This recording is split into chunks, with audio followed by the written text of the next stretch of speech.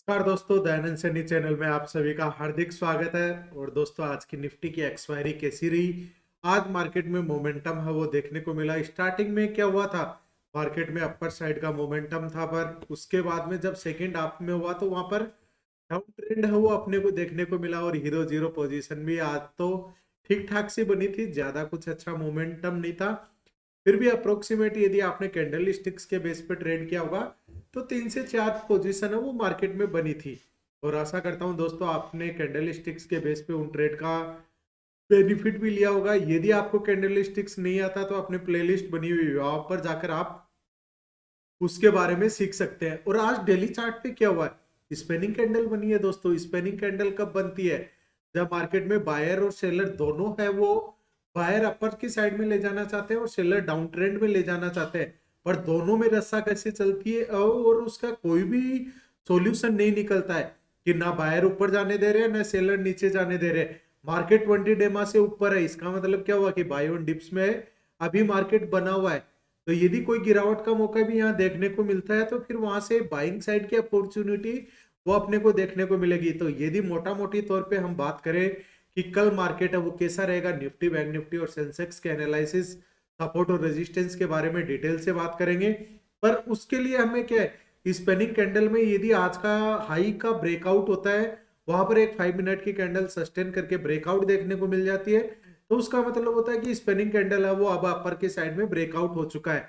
और यदि आज के लो को ब्रेक डाउन करके एक कैंडल सस्टेन करके डाउन ट्रेंड चलना स्टार्ट कर देता है, तो इसका मतलब हो गया कि अब मार्केट में स्पेनिंग कैंडल है वो डाउन साइडेड के लिए एक्टिवेट हो चुकी है। और डाउन साइडेड के लिए एक्टिवेट होगी तो फिर अपने को सिनेरियो है वो अपना चेंज हो जाता है।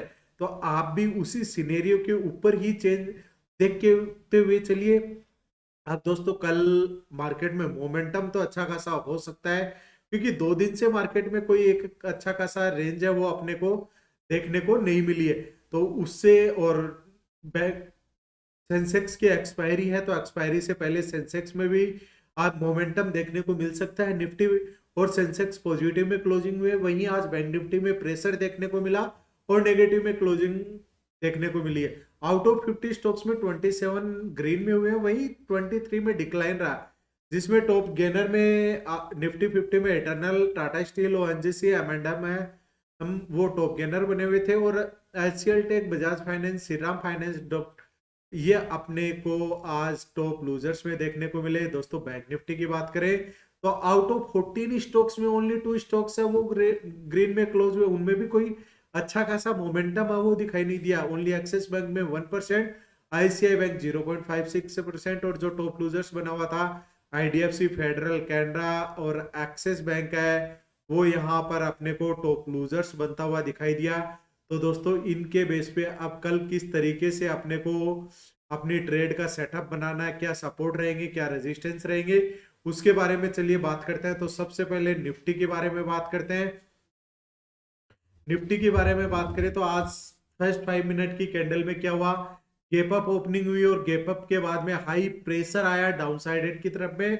और जो फर्स्ट 5 मिनट का लो था वो अपना एज ए सपोर्ट बन चुका था। और वो सपोर्ट क्या था, ये प्रीवियस यस्टरडे का जो एक रेंज बनी हुई थी, उस रेंज को यहाँ पर ब्रेकआउट है वो देखने को मिला। और जैसे ही इस रेंज का यदि हम ब्रेकआउट देखने को मिला तो हमारा क्या हो गया था, मार्केट मोमेंटम है वो शिफ्ट हुआ। और शिफ्ट कहां पर हुआ, अपर साइड में।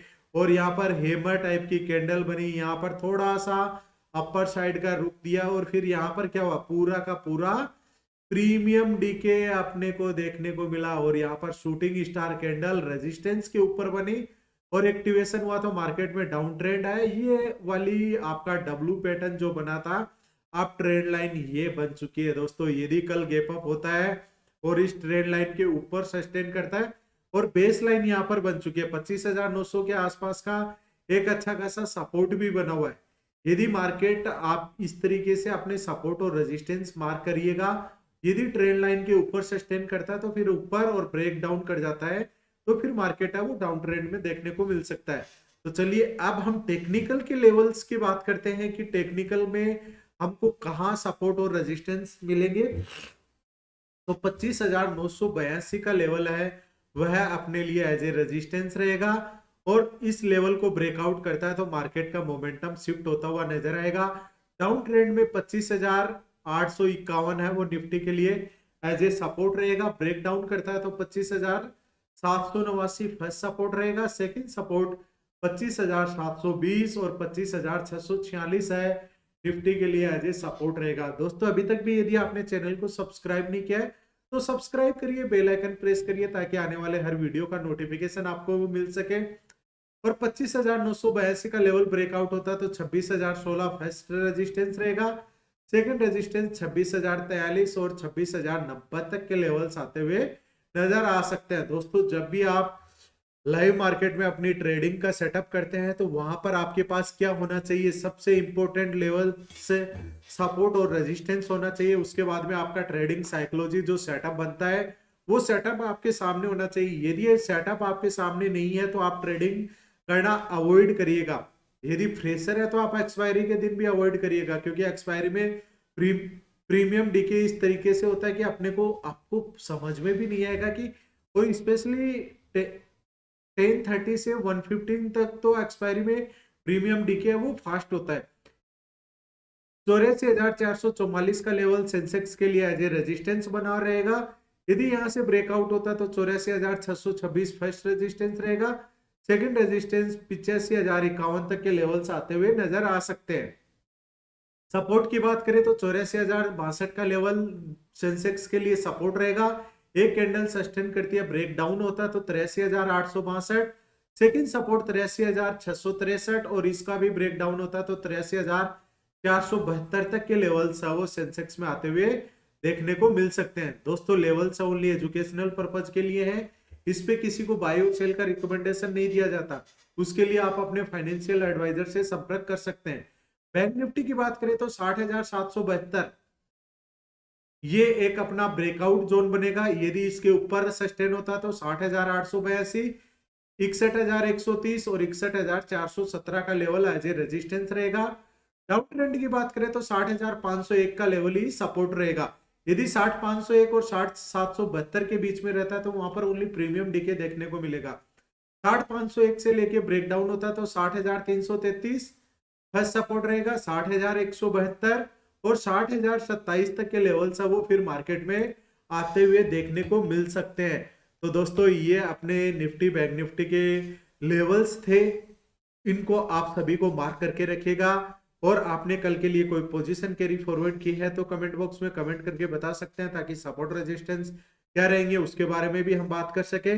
और दोस्तों हमने एक beginner to pro learning series है वो चला रखी है, जिसमें बेसिक्स से लेकर एडवांस तक के वीडियो है। उसमें कुछ टॉपिक्स के बारे में मैं पब्लिश कर रहा हूं, और आपका यदि कोई स्पेशल टॉपिक्स है तो भी आप कमेंट करके बताइएगा, ताकि उसके जो नेक्स्ट वीडियो है वो हम उस टॉपिक पे कंसीडर करने का प्रयास करेंगे। और साथ के साथ में कैंडल स्टिक्स के बारे में बात करेंगे।